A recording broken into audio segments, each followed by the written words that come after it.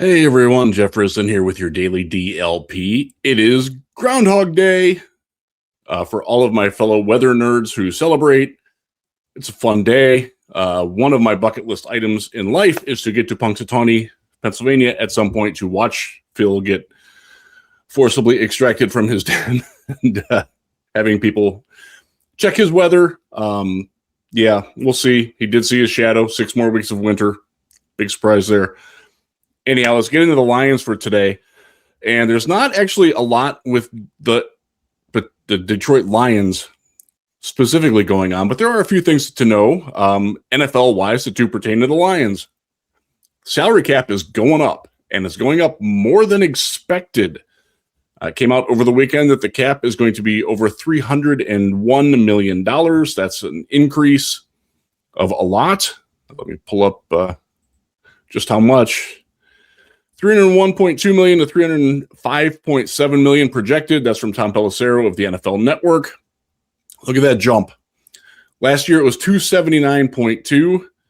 Just 5 years ago, 2022 season, $208 million. It's gone up almost $100 million in 5 years. NFL is very healthy, y'all. There's a lot of problems with this league. Generating revenue is not one of them. What does that mean for the Lions? Well, they are set right now, according to Over the Cap, to have a default of $7.65 million. They're over the cap by that much. All 4 NFC North teams are over the cap, even with the new projection on it. But that's not factoring in rollover cap yet. Again, this is according to Over the Cap. And there's a very easy solution to freeing up almost $6 million. That would be either cutting Graham Glasgow or asking him to take a restructure pay cut. He is due $5.56 million to come off the cap if he's cut. I think we can all agree that Graham Glasgow probably shouldn't be back in anything more than a supporting role, and you don't pay a reserve offensive lineman. I think his contract is actually like $8 million. So that's an easy way to free it up. They can get money if they restructure Jared Goff, convert some of his bonuses to guarantees, and like there are ways to finagle it. David Montgomery is another one where I don't think he's going anywhere. That's just my personal opinion on it, and I don't want him to go anywhere. But the salary cap is what it is. It has gone up. It does mean with it going up, there's a higher chance that Alex Anzalone could be re-afforded back onto the Lions, which I would support. I don't have a problem with Anzalone coming back. Would be nice to have the defensive ringleader back in Detroit again. He played very well last season, has stayed healthy, relatively speaking, and has asserted himself as one of the big leaders on the defensive side of the football. So, I would still love to have him back. The other one that is somewhat of a question is Khalif Raymond, who is a free agent, number 4 wide receiver. They did draft Dominic Lovett, who's kind of his projected replacement, I guess. I don't know. I don't know if they're trusting in Lovett that much. He didn't see the field on offense at all. But if Leaf is willing to come back as just a return specialist and not necessarily as your wide receiver 4/5 in an offense that's going to run a lot of 2 wide receiver, 2 tight end sets, yeah, I can see that. We'll see, though. But the cap room gives them a little bit more. The other big one that it can do, it can bring back Kyle Allen as your backup quarterback. You don't really have to worry about that.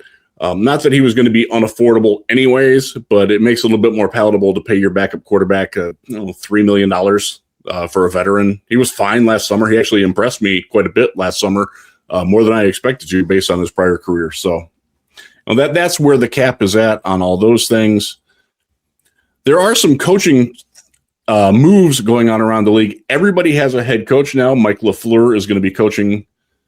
The Raiders settled on. Clint Kubiak is off the board.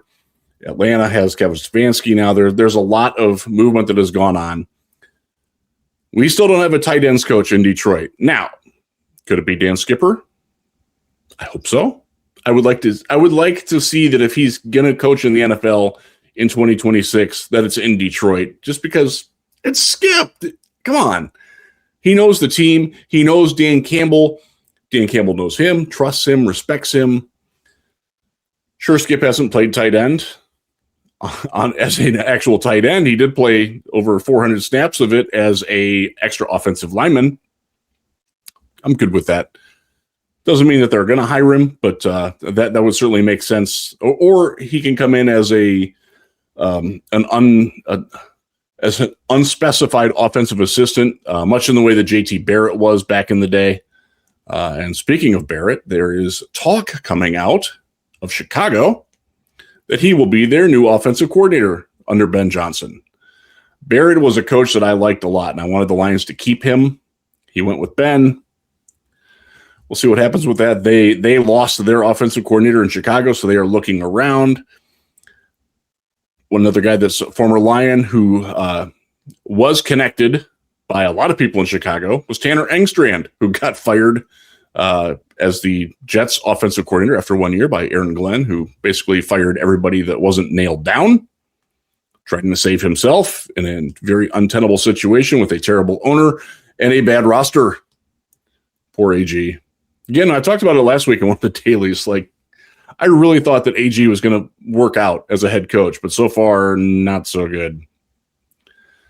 But Engstrand went to, and there were, by the way, there were a lot of people that wanted him back in Detroit as the new offensive coordinator, that Drew Petzing got that job. And didn't really feel like the Lions had a lot of interest in him, and that checks out with, they weren't exactly sad to see him go. And again, it's nothing personal against Tanner Engstrand. He just wasn't that guy. He's not a dynamic personality. He's not a guy that was going to carry the room.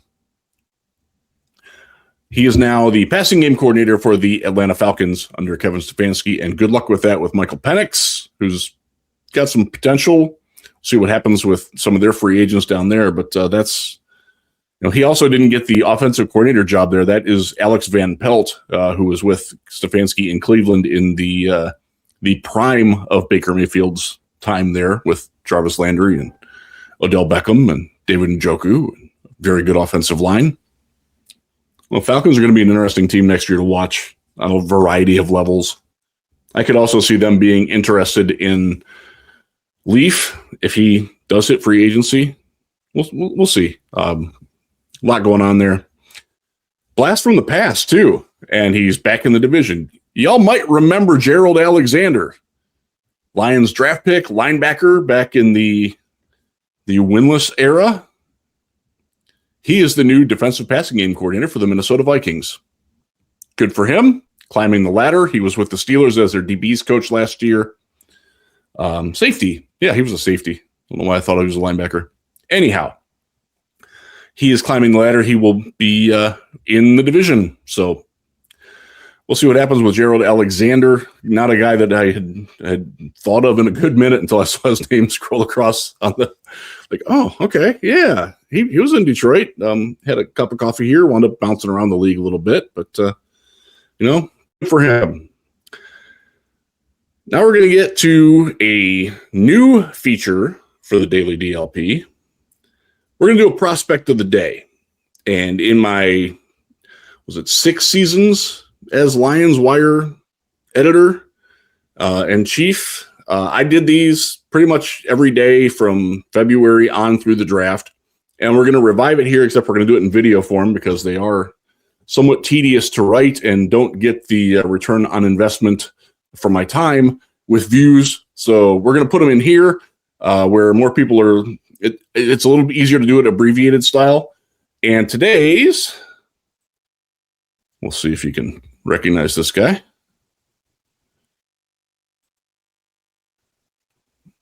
Come on. Where's he at? There he is. Zion Young. Mizzou edge, started at Michigan State. Senior Bowl MVP from this weekend, defensive player. Had a very good week in Mobile. Very good week. And I had a spy who was in Mobile. I wasn't there, unfortunately. Who told me that the Lions spent a lot of time looking at him on the field on Wednesday's practice, where he was really, really good. He had a great week. And he is a guy. Oops, that's the wrong one. Let me bring this up. Who is Zion Young? 6'5", 262-pound edge. Looks the part. Very impressive physical specimen. Highly touted recruit.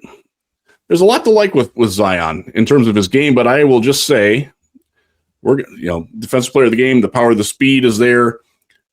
Sets a very good edge, a very good plus run defender already.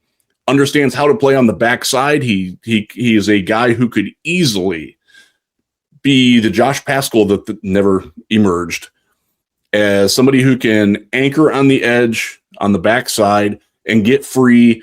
And when Aiden Hutchinson from the other side, or Elaine McNeil and Tyleek Williams up the gut, force the quarterback to run, Zion can crush them to the ground. He's very good at that. But the cons are going to be probably disqualifying for Zion Young as a Lion. And look, I do these, prospect of the days, not at random, but it's not just going to be first round guys. Zion Young's probably a second round guy, day 2 guy. And I don't think he's going to fit the Lions. And we'll go to the bottom of the character.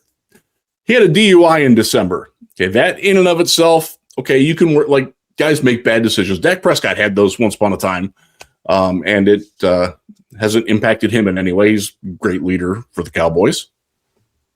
Good luck for him. But he was one of the instigators of the Michigan State-Michigan tunnel brawl back in 2022 when he was still at Michigan State, and was cited in that. It's not the kind of guy that the Detroit Lions are going to go after. Aside from that, just 9 sacks in 26 games, high missed tackle rate last season. A lot of that was him trying to reach off the block. For those of you watching on YouTube or on Spotify or whatever you watch it on, thank you first. And you see he will be one of those guys where he misses a tackle because the blocker is still engaged over here and he's trying to reach out and grab it and can't get off. And again, PFF, important to remember this. You do not get credit for a missed tackle if you don't touch the player. It's one of their little proclivities that they've got there.